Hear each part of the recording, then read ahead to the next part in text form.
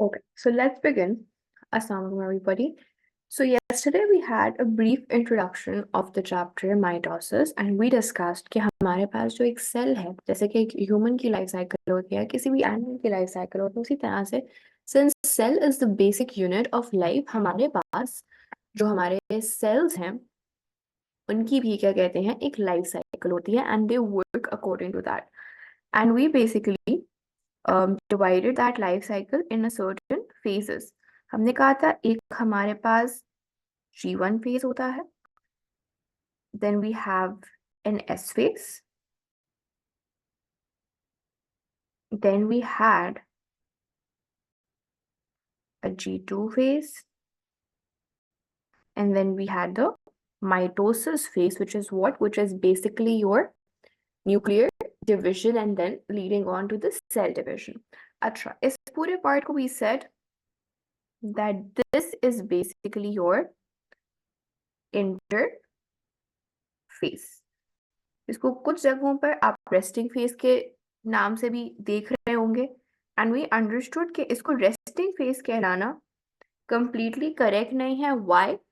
Because our cell is basically performing its metabolic activities, its protein synthesis, all the relevant activities और all the relevant biochemical reactions जो कि एक cell के अंदर हो रहे होते हैं वो ड्यूरिंग इंटरफेस कंटिन्यू कर रहे होते हैं. So it's not like that the cell is dormant or the cell is stagnant or it is not performing anything. It is still very much active. सिर्फ हाँ माइटोटिक जो उसका सेल साइकिल होती है, जो माइटोसिस का पीरियड होता है, वो खाली ड्यूरिंग दिस पर्टिकुलर फेज होता है. Now let's understand हमारी कुछ terminologies before we proceed. So I'm writing some words in front of you and कुछ लोगों को ये misconception होती है that they're the same.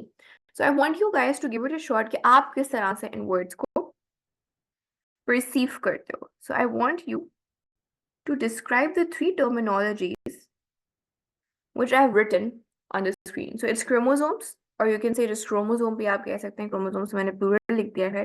So we have chromosome, we have chromatin, and we have chromatid. What do you think? How do these three terminologies differ, or are they the same thing? And if they're the same thing, why do we have three different names? या हम किस phase में किसको क्या बुलाते हैं? Any idea how you can differentiate or how you can describe these?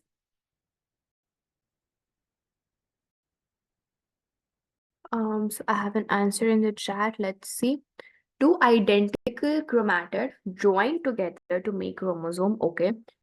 Chromosome is a full thing. Chromatid is its two same parts. Very good. You guys are there. Very good. So basically, अच्छा now आपने मुझे chromosome बता दिया, आपने मुझे chromatid बता दिया. ठीक है, हम थोड़ा सा इसको और डिटेल में थोड़ी देर में डिस्कस करते हैं, but have a look over here. ठीक है, यहाँ पर मैंने दो किस्म के न्यूक्लियस बनाए हुए हैं. ठीक है, एक में मेरे पास जेनेटिक मटेरियल मुझे इस तरह से नजर आ रहा है और एक में मुझे जेनेटिक मटेरियल इस तरह से नजर आ रहा है. So there are two representations or two images that I have put in front of you. इसमें से आप मुझे बताओ कि हमारे पास क्रोमोसोम आपको किधर आप कहोगे किस वाले न्यूक्लियस में है और किस वाले न्यूक्लियस में आपको क्रोमैटिन नजर आ रहा है. What do you guys think? Chromosome और क्रोमैटिन इनमें से क्या है?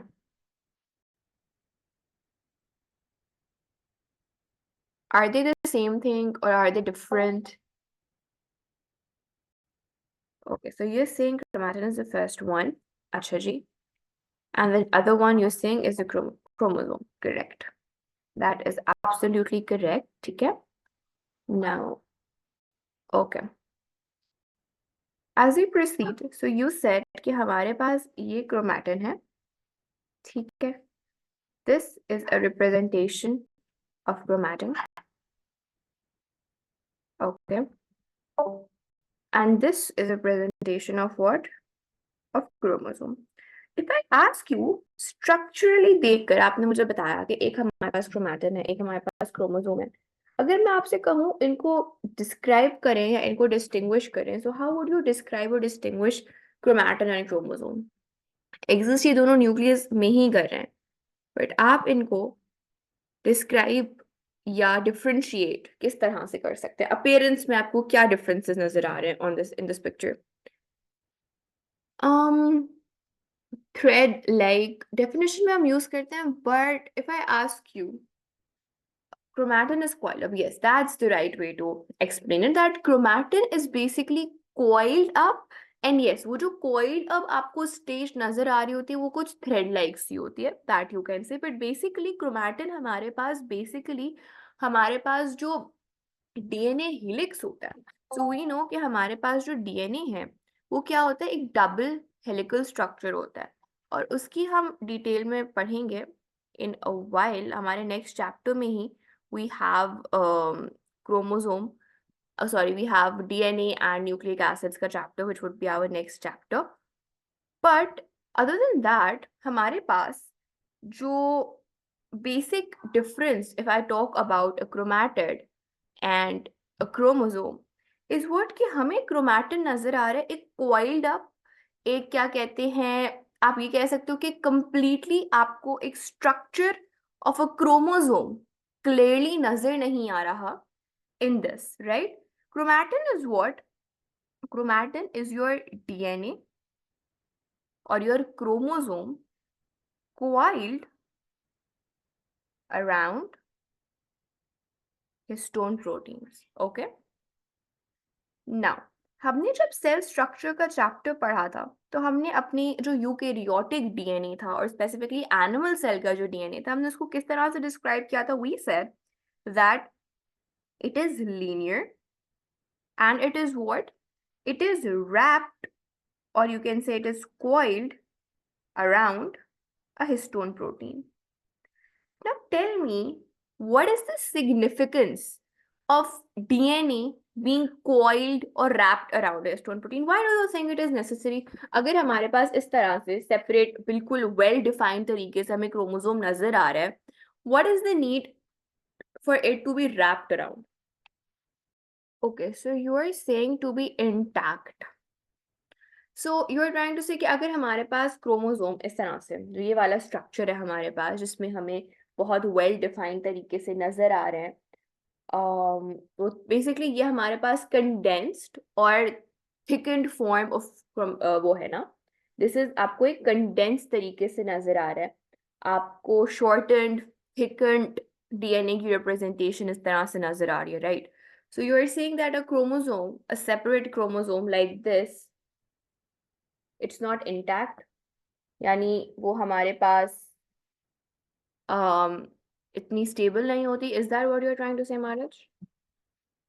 कि हमारे पास for the sake of stability we need to wrap it around a histone protein?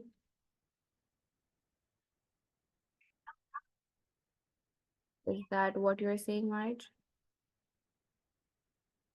What about the rest of the two of you? Why do you think there is a need to wrap a DNA molecule around a histone protein? Sorry, so I was saying कि हम I'll explain it to you why your reasoning was not correct in just a bit.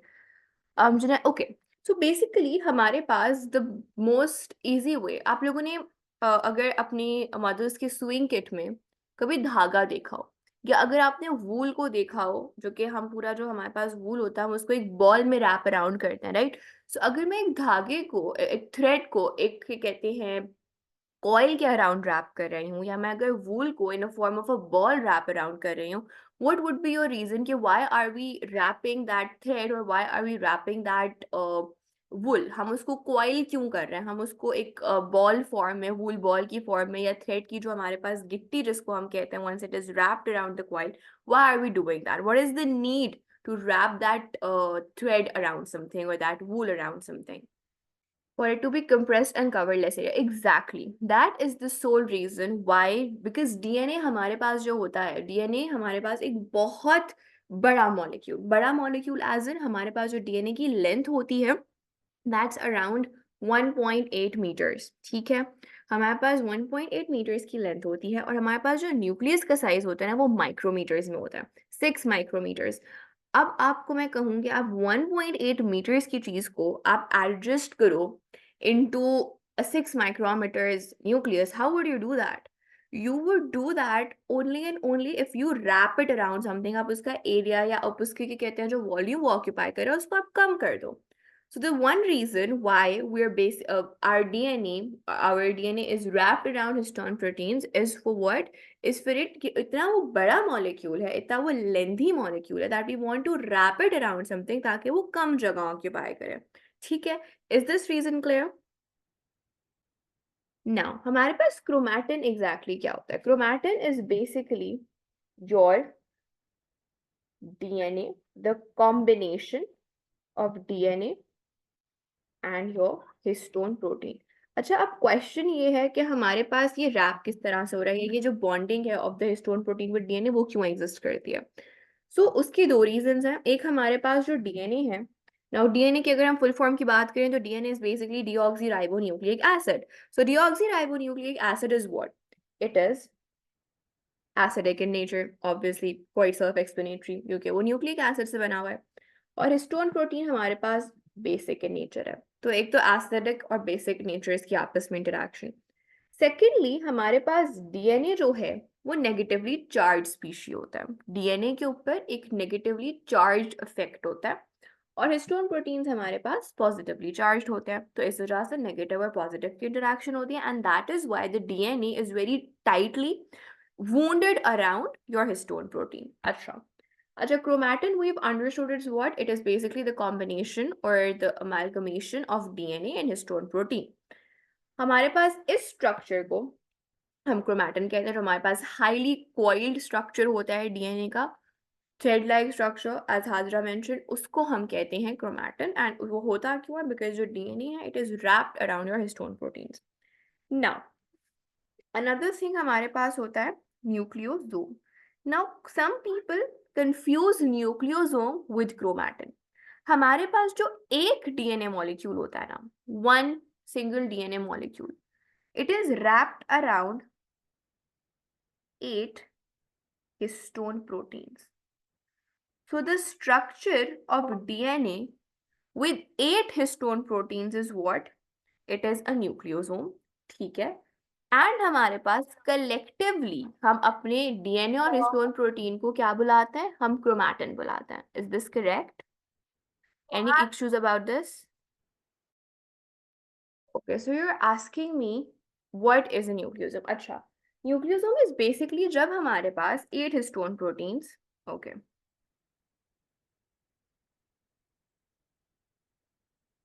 ये 8 histone proteins का मैंने एक structure बना दिया. ठीक है, अब जब 8 हिस्टोन प्रोटीन्स के इर्द गिर्द मेरा एक डीएनए मॉलिक्यूल क्वाइल्ड अप है या वुंडेड अराउंड है, उस स्ट्रक्चर को हम न्यूक्लियोसोम बोलते हैं.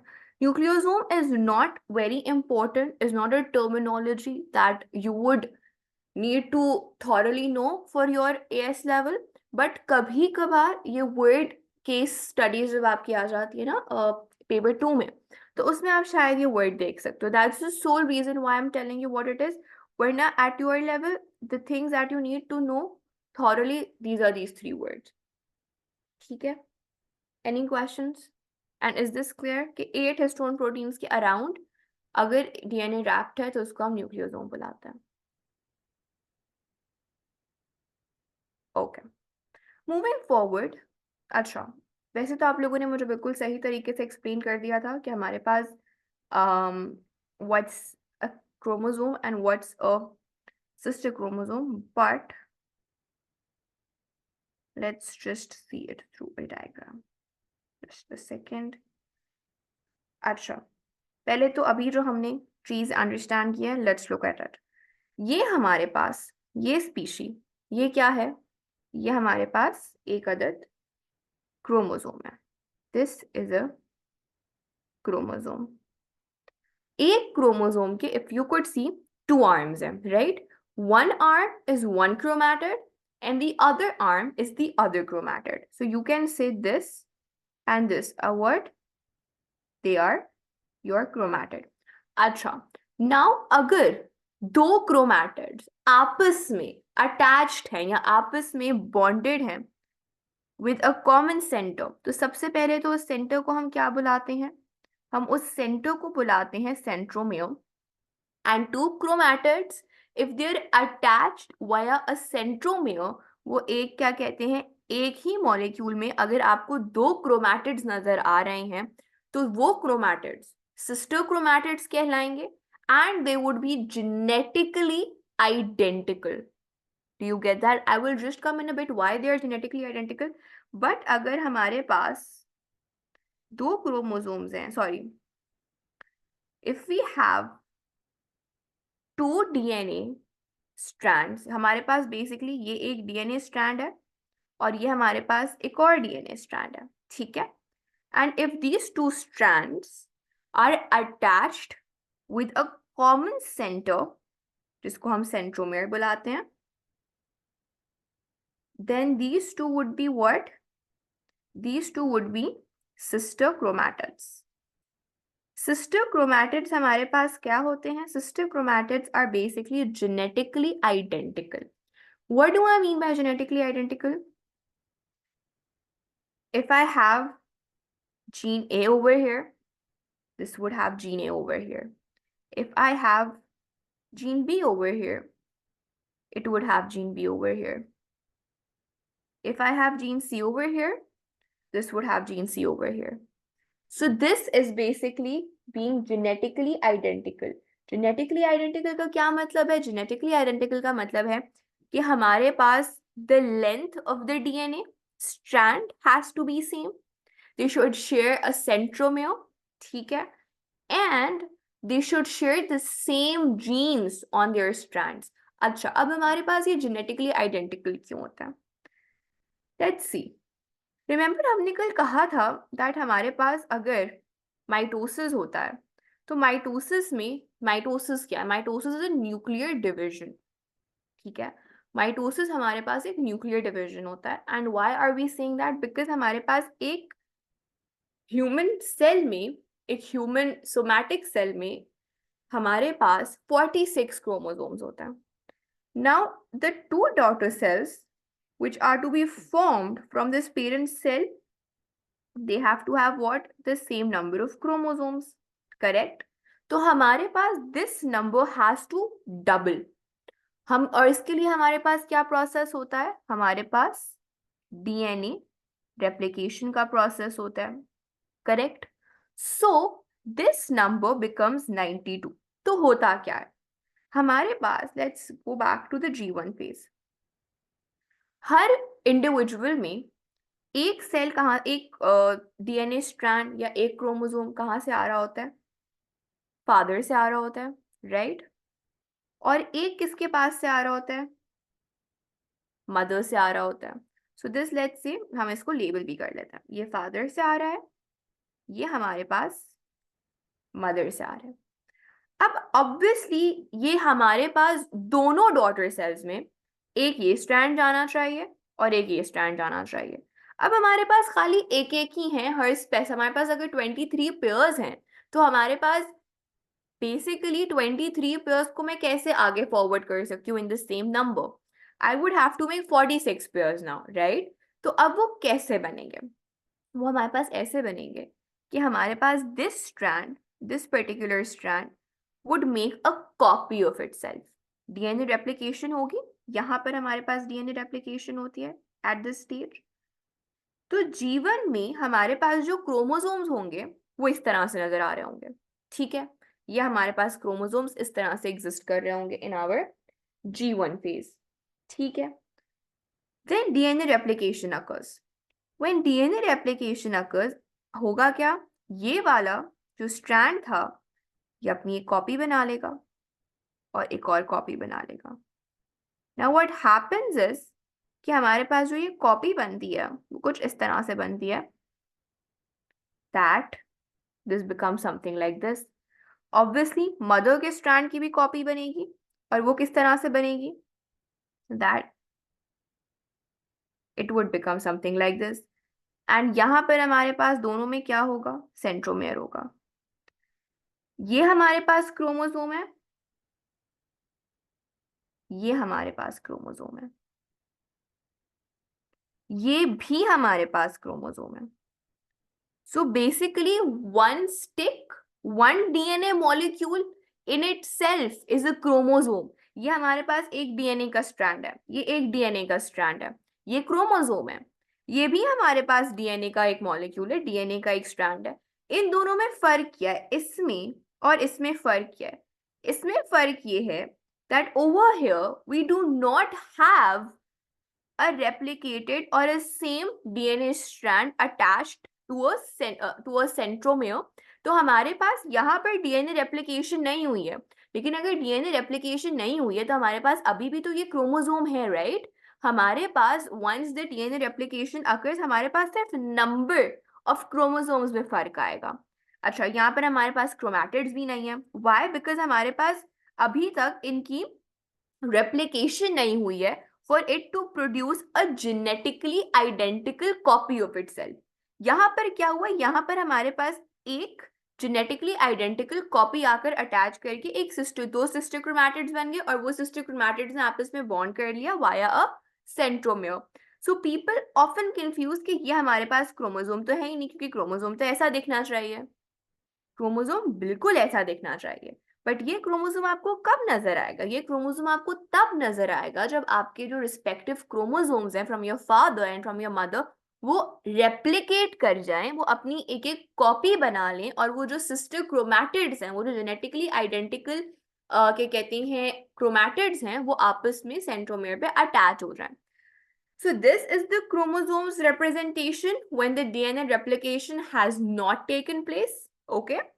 This is the chromosome representation when the DNA replication has taken place. Okay. Any questions so far? तो हमारे पास G1 phase में what do we have? Let's quickly write.